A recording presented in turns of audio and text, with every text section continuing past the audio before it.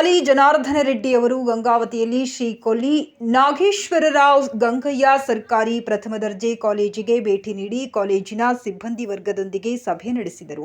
ಈ ಸಂದರ್ಭದಲ್ಲಿ ವಿದ್ಯಾರ್ಥಿಗಳು ಹಾಗೂ ಕಾಲೇಜು ಎದುರಿಸುತ್ತಿರುವ ಸಮಸ್ಯೆಗಳ ಕುರಿತು ಸಮಾಲೋಚನೆ ನಡೆಸಿ ಮುಂದಿನ ದಿನಗಳಲ್ಲಿ ಕಾಲೇಜಿನ ಅಭಿವೃದ್ಧಿಗೆ ಕೈಗೊಳ್ಳಬೇಕಾದ ಕ್ರಮಗಳ ಕುರಿತು ಚರ್ಚಿಸಿದರು.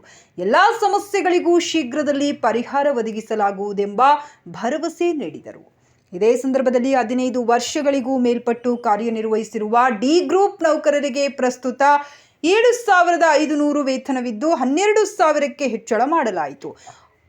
ಹಾಗೂ 15 ವರ್ಷಕ್ಕಿಂತ ಕೆಳಪಟ್ಟು ಕಾರ್ಯನಿರ್ವಹಿಸುತ್ತಿರುವ ಡಿ ಗ್ರೂಪ್ ನೌಕರರಿಗೆ 10,000 ವೇತನವನ್ನು ನೀಡಲು ನಿರ್ಧರಿಸಲಾಯಿತು. ಹಾಗೂ ಕಾಲೇಜಿಗೆ ಕ್ಯಾಂಟೀನ್ ವ್ಯವಸ್ಥೆ ಶೀಘ್ರವೇ ಪ್ರಾರಂಭಿಸಲು ಅನುಮತಿ ನೀಡಿದರು.